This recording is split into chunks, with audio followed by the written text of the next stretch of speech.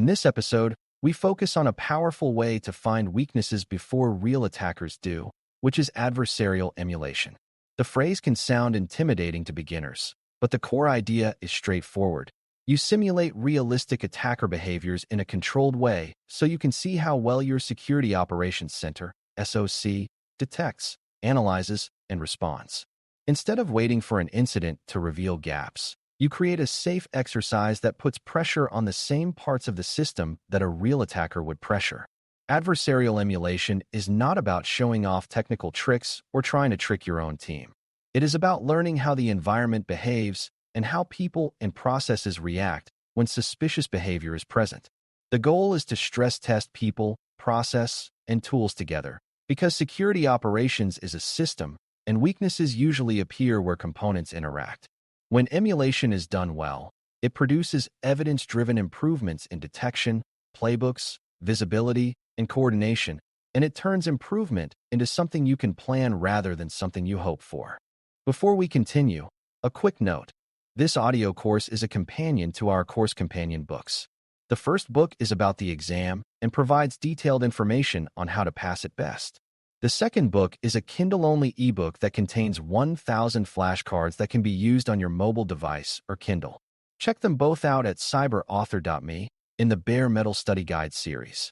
A useful starting point is clarifying what adversarial emulation is and what it is not, because beginners often confuse it with unrelated ideas. Emulation is not hacking back, and it is not testing random vulnerabilities to see what breaks. It is also not a generic security scan, because scans often focus on discovering weaknesses, not on observing operational detection and response. Emulation focuses on behaviors that real adversaries use to reach goals, such as gaining access, escalating privileges, moving laterally, and accessing sensitive information. It is intentionally designed to be safe and controlled so it does not disrupt the business or put real data at risk. The purpose is learning, not punishment, so it should be framed as an improvement activity rather than a test designed to embarrass defenders.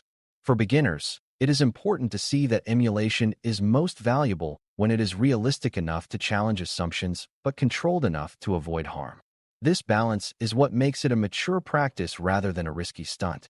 Adversarial emulation stress tests the SOC by forcing the operation to face the same kinds of uncertainty and time pressure that real incidents create, but in an environment where you can observe and learn calmly. A real incident is chaotic, and chaos makes it hard to tell whether the SOC struggled because the incident was unusual or because the operation has recurring weaknesses. Emulation separates those possibilities by creating a known scenario with known behaviors, so you can measure what the SOC saw, when it saw it, and how it responded. This includes whether detections fired, whether analysts noticed them, how quickly triage happened, and whether escalation and containment decisions were consistent. It also includes what evidence was available, what evidence was missing, and where the team had to guess. For beginners, this is a key insight. Emulation is not only about whether you detect the behavior, but about whether you can interpret it and act effectively. Detection without interpretation is still a gap, and emulation makes that visible. To design useful emulation, you need a clear objective, because stress testing without a purpose turns into noise.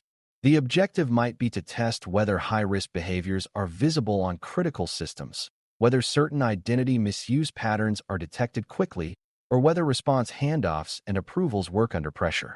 Another objective might be to test the quality of alerts, meaning whether they provide enough context for fast, defensible decisions. You might also aim to test whether playbooks are practical and whether analysts actually follow them when confronted with realistic signals. For beginners, it helps to see that the objective should be tied to a known concern, such as a detection gap, a slow response step, or a high-impact area of the environment. This keeps emulation focused and prevents it from becoming an expensive exercise that produces vague conclusions. When objectives are clear, you can define what success looks like, such as detection within a certain time window, correct escalation decisions, or successful evidence collection without confusion. Clear objectives also make it easier to justify the effort because stakeholders can see the risk reduction benefit.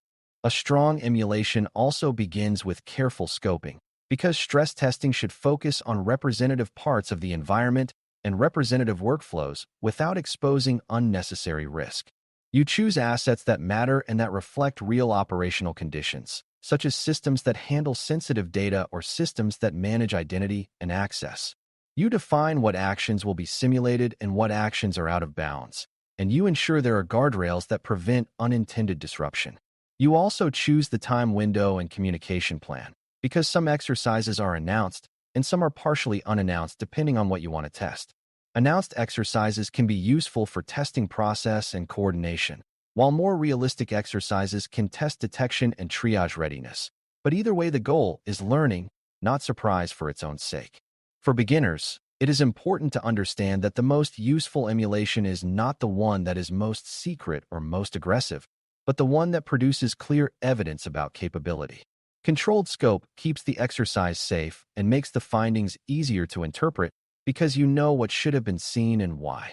Adversarial emulation stress tests tools by revealing whether telemetry, detection logic, and analytic pipelines behave as expected when realistic behaviors occur.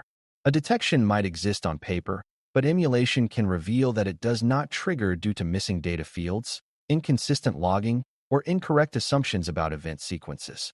Emulation can also reveal that detections trigger but are too noisy, producing alerts that are hard to interpret or that blend into background noise. It can show whether correlation rules connect events correctly and whether timestamps and identity details are consistent enough to build a clear timeline. For beginners, it helps to remember that tools are part of a pipeline, and failures can happen at collection, normalization, correlation, or presentation, not just in the detection rule. When emulation reveals a tool gap, it provides concrete evidence of what needs to be fixed, such as improving logging on a critical system or adjusting detection logic to reflect real sequences. This evidence-based approach prevents endless debate about whether a tool is working because you have observed it under controlled conditions. Over time, repeated emulation strengthens tool reliability by turning assumptions into verified behavior. Emulation also stress tests processes by revealing whether the SOC's workflows actually function under realistic conditions. Many organizations have incident response documentation that looks good on paper, but is hard to execute when people are stressed and information is incomplete. Emulation can reveal whether analysts know how to escalate, whether ownership is clear for critical assets, and whether containment decisions can be approved quickly when needed. It can also reveal whether communication channels become chaotic with multiple conflicting updates, or whether there is a clear shared incident status rhythm. For beginners, it is valuable to see that process failures are often the largest source of delay, not because people are lazy, but because procedures are unclear or coordination paths are slow. Emulation makes process delays measurable by showing where cases pause and how long they pause, and it shows what information was missing at decision points. When you have that evidence, process improvements become more concrete, such as defining escalation criteria, clarifying roles, and refining playbooks. This is how emulation turns process maturity into something you can test and improve, not just something you hope exists. People are the third element, and emulation stress tests people in a way that should be supportive rather than punitive. A realistic exercise reveals how analysts interpret signals, how they handle ambiguity, how they collaborate, and how they manage time pressure. It can show where training is needed, such as gaps in understanding certain evidence types or uncertainty about which steps to take first for a particular category of alert.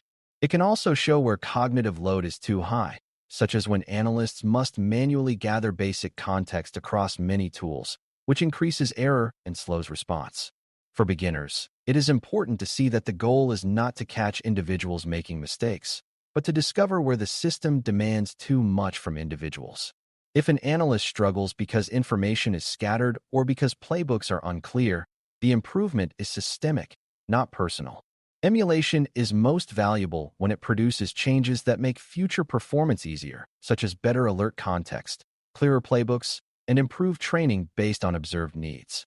When people experience emulation as a learning exercise, it builds confidence and improves readiness rather than creating fear. A key output of emulation is measurement, because measurement turns exercise observations into prioritized improvements. Measurements can include how long it took for signals to be detected, how long it took to triage, how long it took to escalate, and whether containment decisions were made correctly and in time. Measurements also include quality indicators, such as whether conclusions were supported by evidence, whether cases were routed correctly, and whether the team built a coherent timeline without excessive rework. For beginners, it is important to remember that metrics must be interpreted with context, because a slow response might reflect a deliberate decision to preserve evidence or to coordinate a safe containment step. Emulation allows you to capture that context because you can review the timeline afterward and see what information was available at each moment. The measurement goal is not to create pressure to go faster at all costs, but to identify bottlenecks, gaps, and opportunities for better automation in playbooks. When emulation produces measured findings, improvement planning becomes easier because you can point to evidence rather than to opinions. Another important output is identifying detection validation needs, because emulation often reveals that certain detections are assumed to work but have never been tested under realistic conditions. A rule might be validated by synthetic tests that do not match real behavior patterns, or it might rely on data that is present in one environment but absent in another. Emulation helps close this gap by producing real evidence of what triggers and what does not, and it can reveal whether alerts provide enough context to support rapid triage. For beginners, this reinforces the idea that detection reliability must be earned through testing, not assumed. When emulation results show a detection gap, the next step is to improve telemetry, adjust the logic, or change the presentation so the detection becomes operationally useful. This is also where emulation connects to continuous improvement, because each exercise should result in updates to detections and to analytic testing routines so future readiness improves. Over time, you build a cycle where detections are not only created but continually validated against realistic behavior, reducing drift and false confidence. Emulation also reveals where active defense improvements are needed, because stress testing shows how easy or hard it is for simulated adversary behavior to remain hidden. If the emulation shows that lateral movement is too easy to perform without clear signals, that suggests a need for more friction through tighter pathways or improved identity controls. If the emulation shows that privileged actions are not visible enough, that suggests improving privileged monitoring and change auditing. If the emulation shows that data access patterns are hard to interpret, that suggests improving baselines and context around sensitive assets. For beginners, it is helpful to connect this to the visibility and adversary friction pillars, because emulation is an evidence-based way to decide where those improvements will matter most.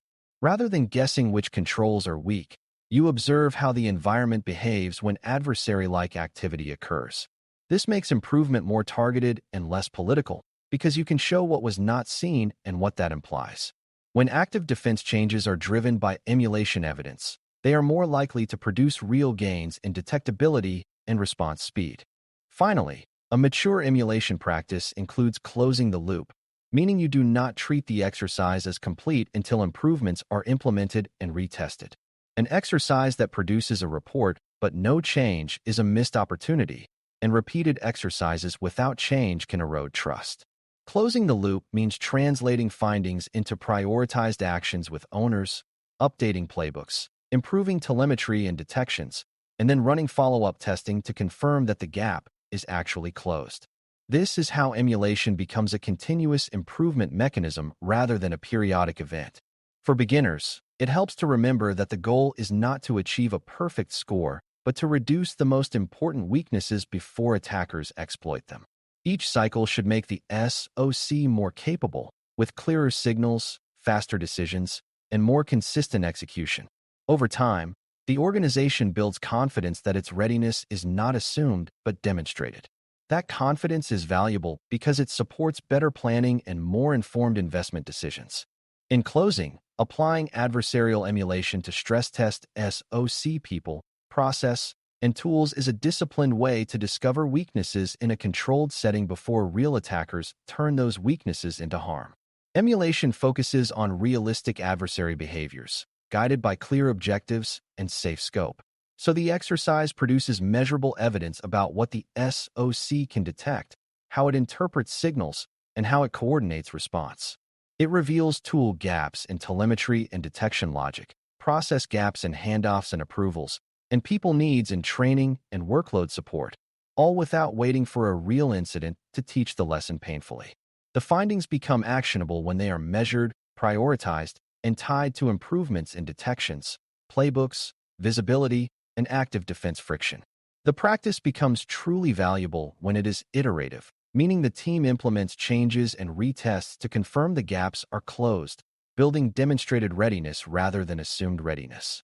Over time, adversarial emulation turns security operations into a system that learns under controlled pressure, so real incidents become less surprising, less disruptive, and easier to handle with confidence. Thanks for listening. For more audio courses, daily newsletters, and more, please visit baremetalcyber.com.